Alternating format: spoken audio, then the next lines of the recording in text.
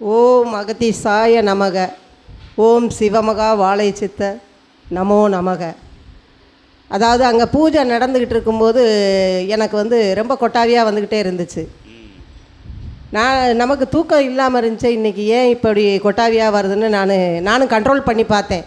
என்னால் கண்ட்ரோல் பண்ணவே முடியலை. அப்போ நல்லா அசந்து தூங்குற மாதிரி இருக்குது. ஒரு விகாரமான ஒரு உருவம் முட்டிக்கு மேலே தான் தெரியுது, முழங்காலுக்கு மேலே தான் தெரியுது. அந்த உருவம் விகாரமான உருவம். ஆமாம், உருவம் வந்ததும் மறைஞ்சிருச்சு. மறைஞ்ச உடனே 3 ஆண் தலை மட்டும் தெரியுது.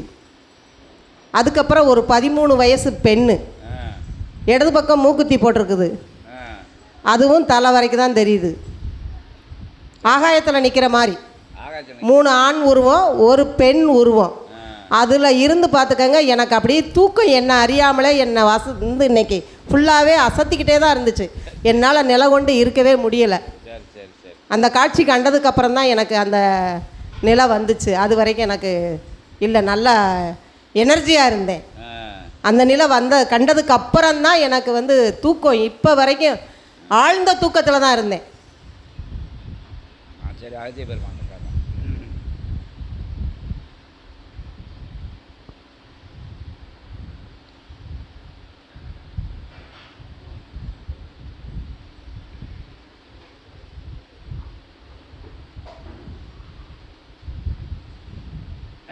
போன பூஜையில் இறைவனோட இறைவனையும் இறைவியும் பார்த்தேன். போன காட்சியில் சிவபெருமானையும் பார்த்தேன், முருகன் பார்த்தேன். இந்த அம்மா இப்போ தான் புதுசாக வந்திருக்கு. சபையை பற்றி ஒன்றுமே தெரியாது. சபையில் ஒரு சீடர் இவங்க சொந்தக்காரங்க சபைக்கு அனுப்பிச்சி விட்ருக்காரு. அவங்க வழிபாடு எதுவும் பண்ணது கிடையாது. பண்ணியிருக்காங்க, அவங்க வேறு மார்க்கத்தில் பண்ணாலும் எல்லாமே இங்கே ஒரு நிலையில் தான் எடுத்துக்கிடப்படுது. சபையில் வந்த உடனே அவங்க இறை தரிசனம் பார்த்துட்டாங்க. இங்கே இந்த அம்மாவை தான் சொன்னேன் நான் நேற்று நைட்டு. வந்த உடனே அம்பாளையும் சிவபெருமானையும் இந்த அம்மா பார்த்துடுச்சு. இப்போ இன்றைக்கி இந்த நிலையை அகத்திய பெருமான் திருவடியில் சமர்ப்பணம் பண்ணுவோம். ஏன் அந்த காட்சி, யார் வந்தது, எதுக்கு இப்போ உறக்கமாக டயர்டாக இருக்குது அப்படிங்கிற விஷயத்தை கேட்போம். அந்த அகோர காட்சி கொடுத்தது என்னங்கிறது அது சொல்லிடுவாங்க.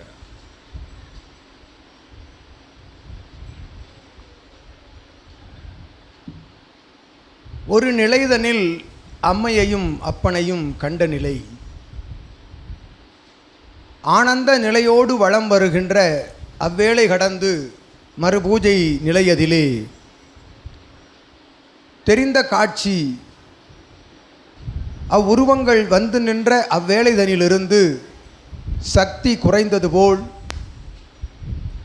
காண்கின்ற அத்தகைய நிலை, உறக்க நிலை போல் வருகின்ற, மாற்று நிலை போல் வருகின்ற நிலை என்று உரைத்து சித்தனிடம், சிவசபை ஆசானிடம் அந்நிலை வருவதற்கு முன் இருந்த சக்தி அந்நிலை வந்த வேலைதனிலிருந்து குறைந்தது போல் காணப்படுகின்றது என்று உரைக்கின்றாய்.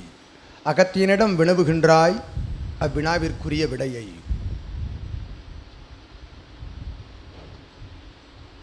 ஒருமுறை அகத்தியன் முன்வருகின்ற பொழுது, சித்தன் முன்வருகின்ற பொழுது, காட்சிகள் நல்நிலையிலிருந்து சந்தோஷ நிலையோடு செல்கின்ற வேளை மறுமுறை வருகின்ற பொழுது மாற்று நிலை போல் தென்படுகின்றதே அதன் காரணம்.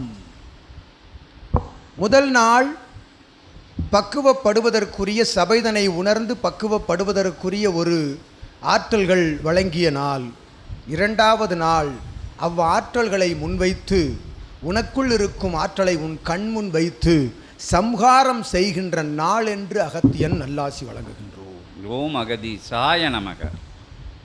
உள்ளுக்குள் இருக்கும் பாவ சாப கர்ம வினைகளை ஒரு உருவங்களாக தரித்து, அத்தகைய உருவங்கள் கண்ணில் படுகின்ற பொழுது அருகாமையில் இருக்கின்ற அத்தகைய நிலை, குறைந்த வயதுடைய ஒரு அகவை நிலை கொண்ட அத்தகைய பெண், அது யார் என்று நீர் யூகித்து கொள்ளலாம். அவ்விகாரங்களை வேறறுக்க வந்த, எவ்வாறு சித்தனுக்கு ஆசி அண்ட பிரம்மாண்ட நாயகன் உரைத்து கொண்டிருந்த பொழுது உள்வந்து ஆசி கூறினாளோ அத்தகைய நாயகியினுடைய சிறு அருள் வடிவம் என்று அகத்தியன் நல்லாசி வழங்குகின்றோம்.